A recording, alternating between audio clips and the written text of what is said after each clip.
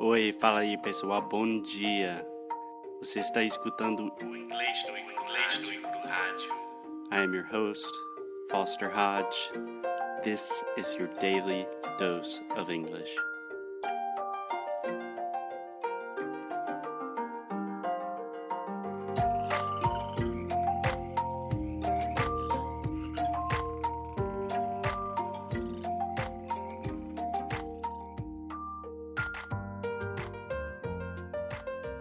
Hey, Alexia, how are you? What's happening?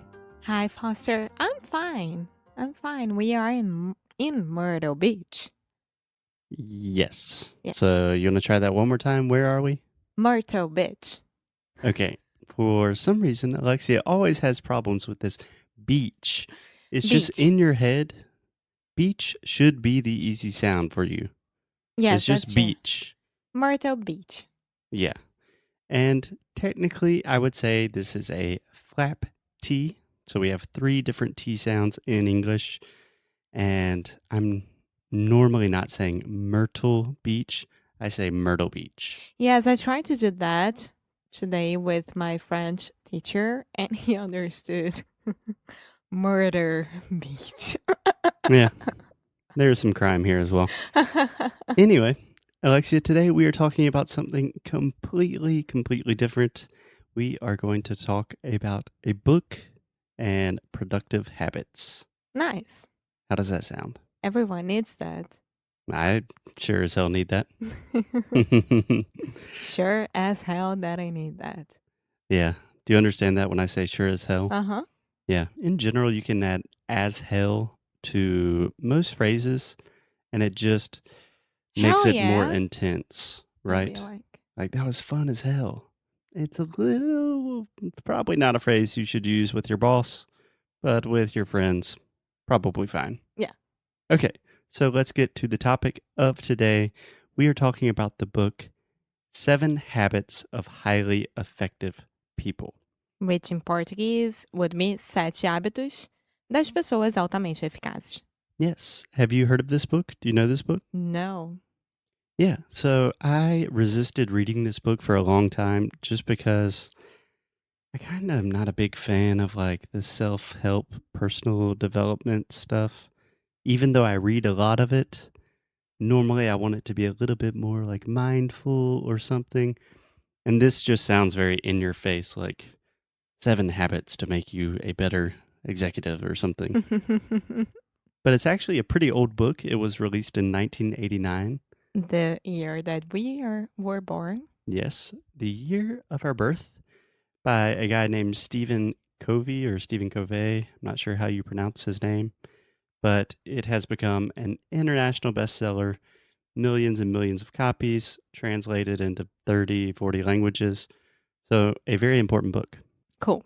So today, Alexia, I just wanted to give you a summary of my notes on the book and talk about the 7 habits and how they relate to our lives and hopefully to learning English at the same time. Nice. Does that sound good? Yes. So I'm going to read a habit and I just want you to give me your first impression. All right? All right. All right, let's do it. Habit number 1. Alexia? I have to read it. Sorry. No. Can I get a drum roll, please? Aw. You are so spoiled. The first habit, be proactive and take control of your fate. So, first impressions. Do you understand everything? Do you understand the words? Do you understand the word fate? Yes, like your own destino. Yeah, fate is a synonym for destiny, right? Yes. So be proactive and take control of your own fate. I mean, only you can make your fate become a reality. Yeah, more or less. So, can I just give you 2 suggestions real quick, Alexia? Uh-huh. So, first, own. You always have a problem with this word. You almost say on.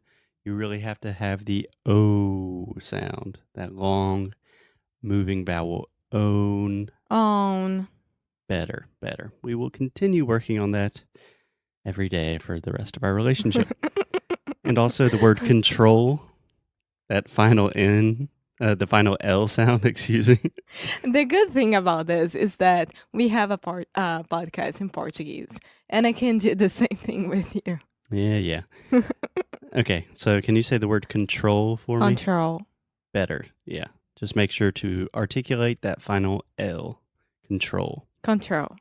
Yeah. So, really, the point that I understood he was trying to make with the first habit of being proactive and taking control of your fate, of your life, is most people are very reactive. So, something happens, something bad happens, it's raining outside, and you think, ah, shit, today's going to be a bad day, right? And you're reacting to things.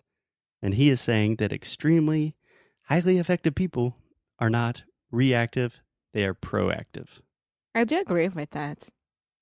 Yeah, I I agree mean, with that too. even we all have bad days. That's for sure.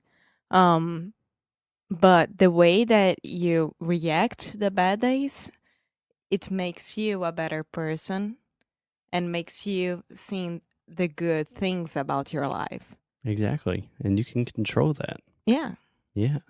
An example of something very reactive might be like, that wasn't my fault. Or I was going to study English, but then I had to pick up my kids from school or something. And it's kind of when you're giving excuses, you're being very reactive. Can you think of some other examples of what a more proactive mentality would be? Yes. To find a solution to a problem. So imagine that you are living in a place that you don't have contact with your friends or anything like this, and you're feeling very lonely and you don't know the language that much. So I would look for a class of something that interests me. Mm-hmm. That interests me. Yeah, interest. Interest me. So this is a cool little linguistic point. So technically, the word interest is spelled interest, Mhm. but Americans, I'm not sure about British people, but us Americans, we are very lazy. And a lot of times when we have an unstressed syllable in the middle of the word, we just eat that sound and I just say interest, Interest. just like Pinterest, Okay. if that makes it easier for Yes. Alexia.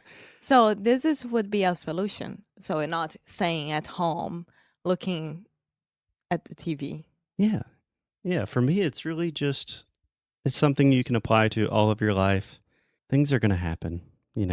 We have a saying, kind of an idiomatic expression in English, not a very nice one, but shit happens, See? and shit will always happen. Bad things will always happen, and you will have to react to those. But you can't let that take over your life. You have to be proactive about the things you want. So I think a great example, just like you said, it's thinking about a solution to a problem. So if you're learning English, you have to take control of that and say, okay, in the morning, I'm going to wake up 30 minutes earlier and listen to Inglês Nu E Cru Rádio. I'm going to laugh at Alexia. I'm going to think, nossa, é muito chato. And I'm going to be proactive about it. I'm going to get what I want. Or just like people who are very shy to speak English to the others. Like, no, stop that. You were born to speak other languages. You just have to start talking. Once you start talking, you'll be fine. Yeah. Yeah, we talk a lot about confidence and stuff on this show. So if you need other resources, how to overcome shyness, we have a lot of tips for you in other episodes as well. Yeah. Okay, Alexia, let's go to habit number 2. Habit number 2, can I get a drum roll, please? Habit number 2, begin with the end in mind. Begin with the end in mind. This is probably my favorite. Tell me your first impressions. I like it. I love it. I want some more of it. I like it. I love it. I want some more of it. It's the way I work and I live my life most of the days. So. Oh, yeah? Yeah. Man, you must be a highly effective person. I'm not, but I'm trying. I agree with this, but I never do it. No, I have some objectives Objectives. Objectives, I would say goals. goals. Like, for instance, today, oh, I have to finish the blog post. So I know that I have to finish the blog post and I will work with this the whole day to get this done. Yeah. More or less like this. Yeah. So he explained this in a very interesting way in the book that any decision you make in life, anything you do in life, really has two parts. First, it has the part where you have the idea that you want to do that, and then it has the execution that you actually do that. So if you just start doing something and you don't know why you're doing it and you don't know how you're doing it, it's probably not going to work out that well. No, it doesn't make sense at all. You should do only things that you know how to do it. Yeah. Like, not you're gonna learn how to do it, but things that you know that there is a propósito. How do I say that? There's a purpose. Yeah. Yeah. And it's not necessarily that you need to know how to do it. You need to know why you want to do it. And yeah, just what your motivations are. Yeah, just like I am learning English because, Yeah. Can you answer that question for me? yes, because I want to communicate perfectly with your family, with you, with your friends, with your country. So Excellent. this is my Excellent. main reason. Excellent. So he said something extremely interesting in the book that the more precise, the more clearly that you can visualize and have an image in your head of what the end goal of what your primary objective is, the more likely, the better the probability of you achieving that goal actually is.